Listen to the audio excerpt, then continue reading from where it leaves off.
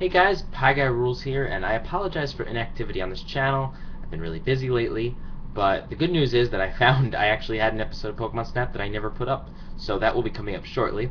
But I posted this video because I got Pokemon White 2 a day before it came out, and whoa, a whole day! I'm so exclusive. No, I went to the Nintendo Zone event last night, this morning.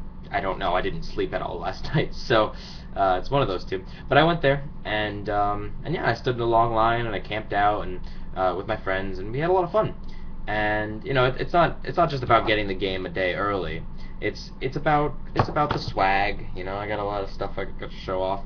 And it's about seeing all the people, getting street passes. It was just a fun thing to go do, and it was cool to see that much support for these games. Because apparently White 2 and Black 2 are made specifically for the fans. That's what they're saying over at Game Freak. That it's not a game. Obviously being the only Pokemon sequel, quote unquote. I could argue that Gold and Silver, but being that it's obviously not a game intended to get first-time players into it. That being said, there are a few little weird things that happen at the beginning of the game that I'll talk about in a minute. But first, I kind of want to quickly just show off the stuff I got at the event. For free, mind you. I just had to buy the $40 game.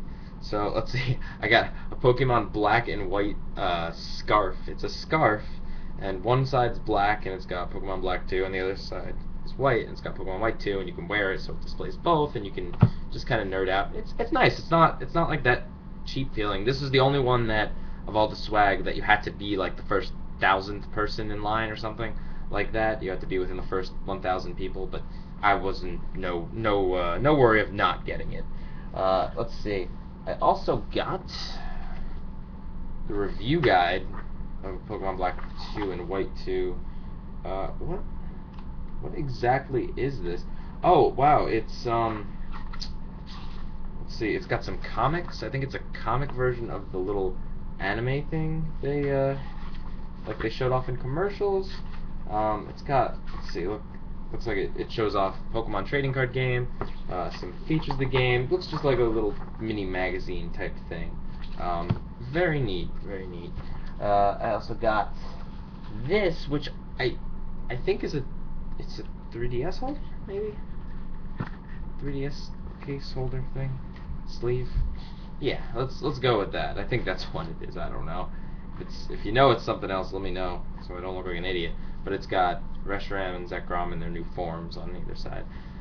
And yeah, and I got a cool little poster. It's nothing special. It's half of it, I already put it up. Half of it's Reshiram in the new form, half of it's Zekrom, and it's pretty much this, but they're facing each other. Half of it's black, half of it's white. It's a neat little poster, and it's actually made of like a slightly kind of like cardboard almost, like poster board. So it's not like cheap paper. It's an actual nice poster.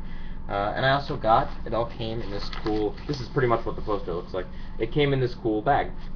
And that's it, nothing too special, but it's cool. So that's what I got for going to that. I do highly highly recommend going to an event like this if you ever get the chance in life. It's the type of thing where, like I said, I mean, I waited maybe 6 hours to get this game.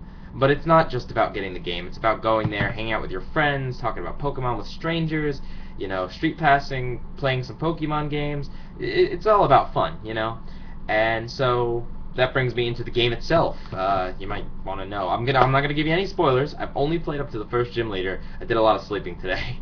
I've only played up to the first gym leader, and it's weird because a lot of it is very, very traditional. And I mean, I guess I wouldn't expect the beginning of the game to be what subverts the whole gameplay, because this is Black 2 and White 2. There's no new Pokemon. There's only, like, new forms, so really what's going to be pushing these games are the plot, And so far, you get your traditional, you get a Pokemon, you go and someone teaches you how to catch Pokemon, someone teaches you what a gym leader is, along the way, it's all this traditional teaching stuff, which I would have kind of honestly liked to have skipped. I don't need a tutorial on how to catch Pokemon, I really don't.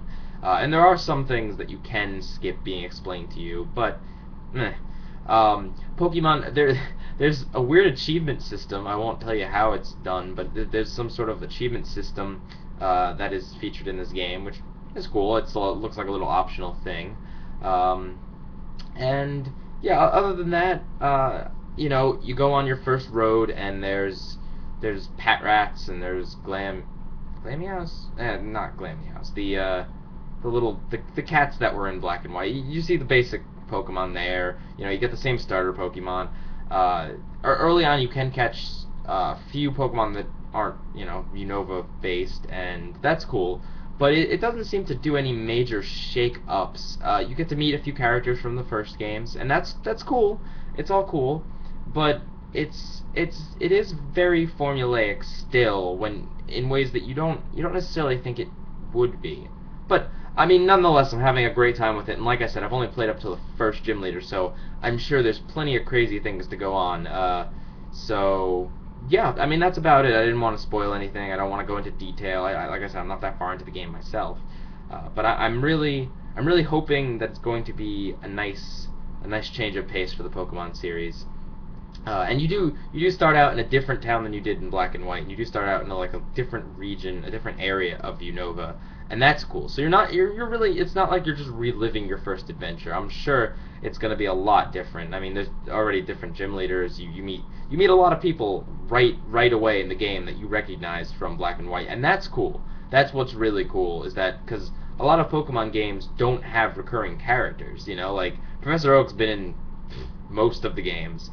But other than that, very few characters make the transition. Like, none of the Hoenn gym leaders or any character from Hoenn has been seen since. Same could technically be said for a lot of characters from Sinnoh region, although some of them made the transition to Unova.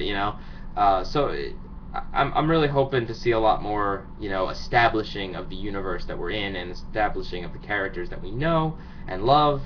And yeah, I have high hopes for this game, and even though it seems to be a little bit formulaic from the start here, I do have faith in it. And I mean, they didn't do anything that really majorly screws it up, and that's probably all you really want to hear. So with that being said, hopefully I'll get into some more Pokemon Let's Plays really soon. I will finish up the Pokemon Snap one. We'll see what's happening with Emerald. I would really like to finish it, but so many difficulties, so many technical difficulties. Anyway, Pie Guy Rules, out.